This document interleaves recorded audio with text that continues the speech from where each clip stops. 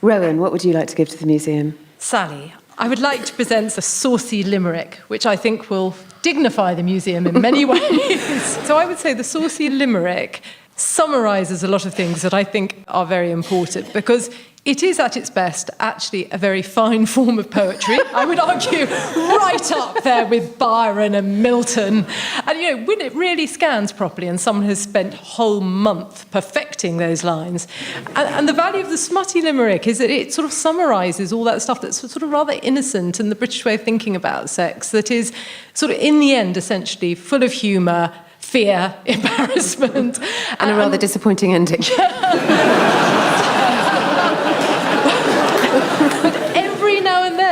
The most brilliant ending, the sort of perfect last line, What's that your climactic favourite? moment.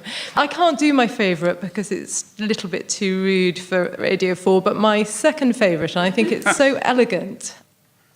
An old Buddhist joiner from Ware liked buttocks, inviting and bare. As some compensation at his reincarnation, he returned as a cane-bottomed chair.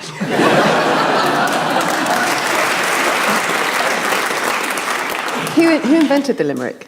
It certainly wasn't, as everyone thinks, Edward Lear. He just sort of popularised it. But we don't know. Doesn't it go right back to St Thomas Aquinas? Don't people accuse him? That's really a bit of Latin verse. But, everyone crops up in terms of limericks. So people say Shakespeare did one. And, but I think they weren't really popular until the 19th century. I think that's when we can firmly say. St Thomas Aquinas, 13th century limerick. This is so funny.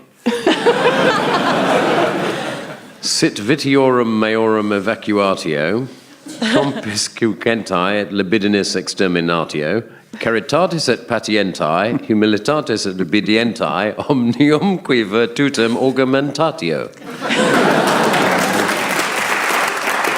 Do you think the best limericks are slightly pervy? I think everyone agrees on this. Apparently, luminaries no less than Arnold Bennett. There's been a lot of discussion of it, and there's a feeling they should be just slightly transgressive. I think they had a sort of saying that there were sort of limericks that you could do if women were there, and then there were ones you could do if they weren't there, but clergymen were present, and then there were limericks. I don't know whether anyone remembers this sale of Ronnie Barker's effects.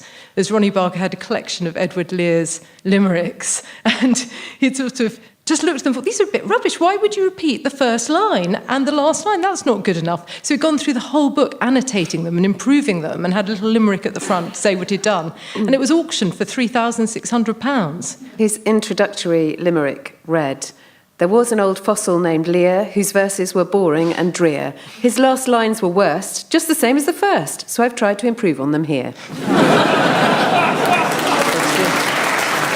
Do you know any sciencey limericks, Paul? Well, I've got one here on cell biology and actually about reproduction of cells, really. I think it's really quite good.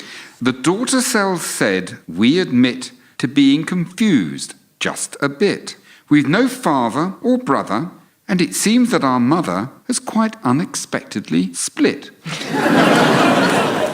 How are we going to display the limericks? What do you reckon? Well, the natural place for a limerick is when you've had a couple of pints, and there should be lots of bits of paper over this installation pub in the museum. So you can go in, you can sit down, you can have a drink, and you can start writing your own limerick. And there will just be a sort of performance installation. And you might also have a very comely barmaid, probably Barbara Windsor, actually.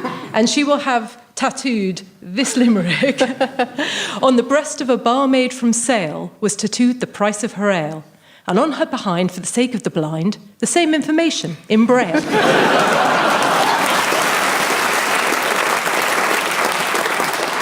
Well, thank you so much, Rowan. And to finish, here's a limerick that doesn't cross any of Radio 4's guidelines, but does challenge the boundaries of poetry. A forgetful old gas man named Dieter was poking around a gas heater, touched a leak with his light and blew out of sight, and as everyone knows anything about poetry can tell you, he also ruined the meter.